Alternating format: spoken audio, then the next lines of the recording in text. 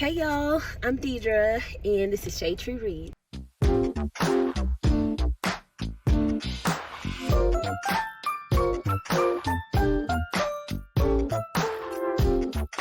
I am going to be giving you a car wrap-up. I am channeling my inner Bree from the Lock Beautician, and I am just making sure that I have wrapped up all of 2022 before I give y'all the rest of the year. So I'm gonna be driving to pick up our lunch order, and I have a list here so I don't have to flip through my phone while I'm driving. It's taped to my dashboard right under my phone where I'm recording this on today, and let's get into it. So the last few books I talked about were books that I read at the beginning of November and all of October. So now I need to finish up what I read the last of November and through December up until the 1st of January. So the first book I want to talk about is The Grace of Kings, which is the first book in the Dandadan Dynasty series. I gave that book 4 stars. It is written by Ken Liu. The series is completely finished at this point. There's 4 whole books. I think it's like 5,000 pages between the 4 books in the series. And I can say without a doubt that The Grace of Kings was a book like nothing I've really ever read before. There's no way to describe it beyond the summary that comes on the dust jacket or in Goodreads without giving away more than a reader should know. So instead, I'll just talk to you about what I liked about it. I liked how it was a 900 some odd page book, and I didn't get bored for a single second of that 900 pages. I liked the character work. I didn't like all the characters, but I liked all the character work that Ken Liu did in that first book. Especially since I've read the second book at this point and have started on the third. It's really a masterclass in creating characters and keeping them consistent, even through growth across books. And I can say that only because I've finished completely the second book, and I've started on the third. I don't really know I could be eating those words later, but I don't think so. His style doesn't really lend to messing that up, if that makes sense. My favorite character, not sure who my favorite character would be. It might be Zomi, who is forget what her title is, or if we even met her in that first book. I don't remember. But my favorite character so far in the series, if I had to name one, is probably Zomi or Princess Thera. Which I know we don't know much about Thera until we get to the second book. But anyways, so that is my feelings on The Grace of Kings. There's a whole lot more I can say, but it's not one of those series that I think everybody should read. So don't take me liking it as a sign that you should read it. I know that sounds bad, but that's the truth. The next book I read was a manga named Dandadan. I don't know, D-A-N-D-A-D-A-N is how you spell it. And I read the first volume. I want to say I heard about this during the 30 and 30 challenge, but I'm not exactly sure. I don't remember. But the overall premise of this book is you have a person who believes in astrology and superstitions, and stuff like that, and you have a person who believes in science, and they sort of try to prove each other's beliefs wrong, and they end up both sort of proving them right. I gave it 3 stars because the formatting really affected my enjoyment. It's a manga, so you're expecting to read from left to right, and you did turn the pages from left to right, but the way the what do you call it, the boxes for the writing, the way that was still right to left, so it really affected my enjoyment that this was so like the formatting was jacked up, so I had a really hard time following the story. I'm saying all that to say I would probably read it again if I knew that it was corrected, because I enjoyed the art, I enjoyed the story. Okay, the characters, we didn't get to know them super well, but the premise was fun, and the plot was a good time. I had to keep rereading pages. It was just a mess. So we'll move on to the next book, which is The Garden, which is the first book in the Into Shadow series on Amazon. It is written by Tomi Champion Adeyemi. She has a hyphenated last name now. Child, that book, that little short story or novella or whatever, that hour out of my life that I could never get back, whatever that was about, it was terrible. It's truly awful. Not good. I don't think Tomi Adeyemi can write. I don't think she can write. I also think that maybe she needs to fire everybody around her, start over, and actually listen to people. Like, all the tea and a little bit of the shade. I think that she is being given good advice and she will not listen. That's the type of vibe I get from her. Like, I can't imagine a serious editor reading the poetry that she put in that book and being like, yeah, that's hot fire, run it. I can't believe it. I can't believe that. I don't believe that. I believe that she is not taking advice and or not seeking advice, and she's just running with it, and it's showing. There's no secret that I did not like Children of Blood and Bone. Like, I didn't like it at all. It wasn't well written to me. The premise of it wasn't good either. And I wanted with all my heart and soul to love Children of Blood and Bone, but I just didn't. And when she meaning Tomi, made all that fuss with Nora Roberts on the internet, I really lost a whole lot of respect for her, and I really had no plans on reading anything else about her. But like I've said in other videos, I really enjoy those Amazon series, and I saw that she had written one, and I thought, let me give her a try. Maybe I'm being too harsh, and I really don't think I was. I really don't think I was being harsh. I still don't think I'm being harsh. I gave it 1 star. It wasn't good. It wasn't good. The next book I read was the second book in the Dandadan Dynasty series. It's called The Wall of Storms. I gave it 5 stars. It's probably one of the best second books in a series that I have ever read in my whole life. Out of all series, it was really good. Ken is a master from what I can see so far. And shout out to Yanni for having me read this. He and I were in a conversation with Taylor from Made Between the Pages and Steve Talks Books on Made Between the Pages channel.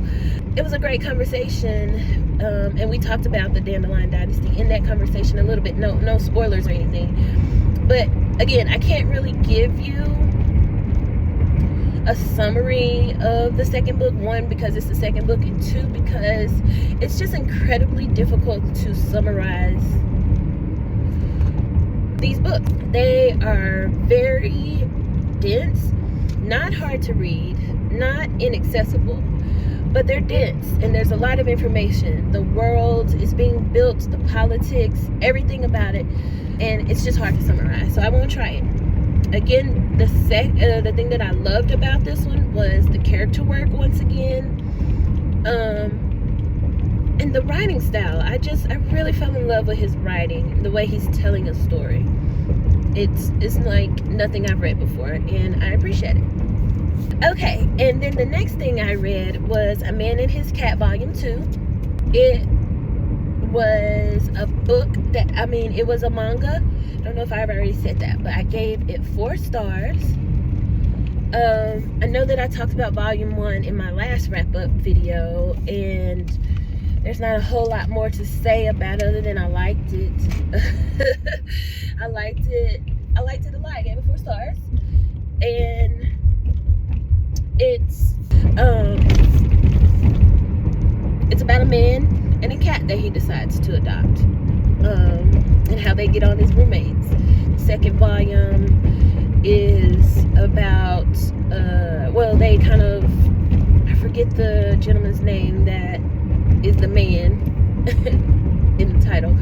It's more about him getting back to work and back into the swing of life with this cat, and how they get on, and it's just really wholesome. I think y'all will enjoy it if you like wholesome manga. The next thing that I completed was The Undead Truth of Us by Brittany S. Lewis. I gave it 4 stars. It ended up taking me August, September, October. It ended up taking me 4 months to complete The Undead Truth of Us. One, because I didn't have an audiobook, and the book kept going back to the library before I could finish reading it, and 2, I didn't have an audiobook, so I just didn't have a lot of time for physical reading in November or December, and October for that matter. I just didn't have a lot of physical reading time. So The Undead Truth of Us is about, I forget characters' names so bad, but it's about the main character's grief and her guilt, I think, of feeling like she didn't or couldn't do more to help her mom, and after her mom's death, the guilt of being a burden to her aunt, who has taken her in because her father's not around. It is very poignant. It's very beautifully written. It's super poetic. I enjoyed the main character as a character. I enjoyed her sort of love interest. It's not really there's a romantic subplot, but it's not the super big focus. Like, yes, they do their little budgeting romance does help move the plot, the story along a little bit, but it's not the main focus. I just don't know. I don't have the words to describe how that book made me feel, outside of a star rating, which I don't know if I said already, but I gave it 4 stars. Yeah, I want to reread that. I own the audiobook. I bought it with an extra credit that I had with Audible, so I could re-listen to it whenever I want. But man, that book really did a number on me in the best way. So moving on. The next book that I read is Summoning Up Love by Cynthia Williams. It is the first book in a series, but I didn't write the series name down. I'll put it on the screen. Summoning Up Love by Cynthia Williams is the first book in the series. I gave it 3.5 stars and rounded up to 4 on Goodreads. I really liked Cynthia's other series, the Jackson Falls series, and the characters and the character work she did in that. And this one fell a little bit short of that, of those same feelings. But it was still really good. I still plan to continue on in the series because we follow, I forget everybody's names, y'all. Just please forgive me. But we follow the main female character is dealing with a breakup at the beginning of the book, and she's going to stay with her at her grandmother's house, or with her grandmother, essentially, while she picks up the pieces, because on the same day that she got broken up with, she also lost her job. And both instances to her sort of came out of nowhere, and she's tripping out, and so she decides to just run, not even run, but she decides to like try to regroup at her grandma's house, like, which that's probably the best place for anybody to regroup at. So she gets there, and her grandma has already put the wheels in motion to have her house investigated by this paranormal team. And the paranormal team are these handsome brothers. It's 3 of them, forgetting names. Grandma has been experiencing weird things going on in her house, and this team of paranormal investigators are there, and the daughter, the female main character, tries to shut it down. She's like, no, you're not gonna scam my grandma. I know how y'all like to do. And no. Meanwhile, these investigators are banking on being able to investigate grandma's house so that they can start a TV show. Anyway, so we go through the motions of having her come around and them getting to know each other a little better, and it's so wholesome and cute. A little bit heavy when you get into the particulars of why the male main character is still single, but still I really like Sanithia's writing. So then the other 2 books in this series are going to follow the other 2 brothers in the paranormal team, and so I'm excited to see what the other 2 brothers' relationships are like.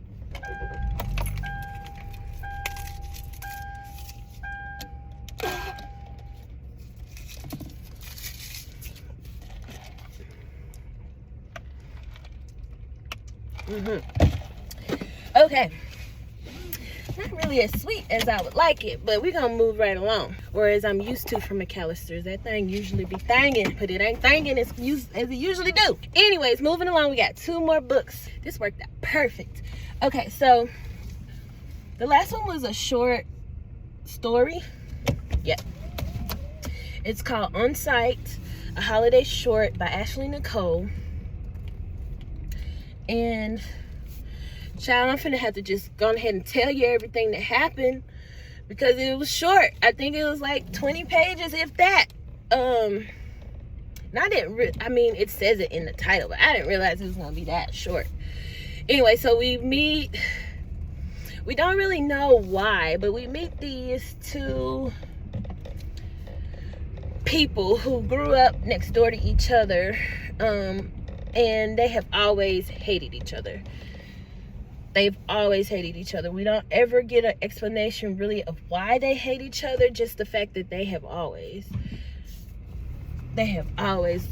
wanted to like wring each other's throat. And to the point where it started to get like life-threatening when the male hit puberty, and so the female felt like she had to start bringing a bat to the fight. So like they don't fuck with each other. That's just what it is. And so I think the male, they live literally next door to each other, fence line, and I think it's his father, maybe his grandfather, that passes away at the beginning of the story, and the girl's mother makes her take a plate over to the guy, from the repast, or just for just like, you know how people in a neighborhood, you know, a neighbor dies and you take them a casserole or something, take them a plate. Or maybe in this case, I think actually they had a tradition of eating Sunday dinner together. And the day that this opens, or the day that this story starts, it's a Sunday. And so she takes him a plate over. Anyways, in the process of taking the plate over, she ends up having to have a conversation with this dude. And one thing leads to another, and boom, goes the dynamite. You know, read between the lines there. And that's the whole story. That's the beginning and the end. It was spicy. Only thing I wish we understood why they didn't like each other. We never got even like the idea of an explanation for that. And that's unfortunate. The last thing I read in 2022 was House of Hunger by Alexis Henderson. I did not rate it on Goodreads or Storygraph, and I don't know if I would rate it. I'd probably give it a 3, maybe a 3.5. I enjoy Alexis Henderson's writing. I enjoy the ideas that she comes up with, but it's something about fleshing out the whole story that she misses the mark for me in my enjoyment. Oh shit. Just misses the mark. Just straight up misses the mark. A brief synopsis without, I don't know, basically about this job of blood maids in a particular house, the House of Hunger. I think her name's Marion now that I'm talking. I think the main character's name is Marion, but she's living on Skid Row, essentially, with her brother. Doesn't have many means of elevating her status and making more money, until one day she and her friend are reading through the match. What do you call it? Not the proposals. I forget the section. But basically, the personal ads. That's what it is. They're looking through the personal ads in the local newspaper, and they come across this ad for a blood maid at the House of Hunger. Her and her friend have differing opinions about blood maids, but they don't have a whole lot of means of being able to raise their station. So Marion is okay with it. She's like, if I'm going to be working and doing something that I don't necessarily like anyway, and I'm selling my body in a way anyway, I might as well get a little prestige and a pension out of it. So she goes and she answers the ad, or tries to answer the ad, and the taster knows someone who would like to have her as a blood maid, and she goes and ends up joining this house. And the story is just about Marion's time in this house as a blood maid and what goes on in the house. It's interesting, but like I was saying, there's one part in particular that I felt like Henderson really could have used this thing that she already had placed in the world, and she just didn't capitalize on it. There's a scene where Marion goes into the basement for some reason. I don't remember the reason at this point. She goes into the basement of this house, or the bottom floor, the cellar, whatever. And as she's descending the stairs, she's feeling of the walls in place of like a handrail or something. And she notices the texture and the feel of mushrooms. And it's like, that was all that was said about the mushrooms in the basement of this countess's house. Like, what? Like, that's it? That's all? Mushrooms in horror have like endless possibilities. Why would you only mention that they're there? She does say in the beginning of the book, when Marion first arrives at this house, that she smells a musky odor, like a mildew odor. So you're already like sort of planted in your mind the fact that there's probably mushrooms somewhere in here, some kind of mold or something. And then when we get to see the mushrooms, that's it. That's all. It's like, oh, that's where the smell came from. And I just really thought that was unfortunate. There's one other situation where I felt like she sort of went the safe route with it. But to go into discussion of that would be a little bit of a spoiler, so I'm going to leave that alone. It's just, I really feel like Alexis Henderson needs, I don't know, an editor, a developmental editor, somebody to help her just really get the most bang for the buck with regards to fleshing out her ideas. She has wonderful ideas. Just straight up wonderful. I'm not sure why I turned right here. I know where I'm at. Anyways, I want more for Alexis Henderson. I've been disappointed. This is the second book I've been disappointed. The first one was a debut, so obviously there was room for improvement. And I don't think we're ever going to get the second book in that series. And that's okay. But I just really want more for her. I want to give one of her books 5 stars. They have 5-star premises. They just don't.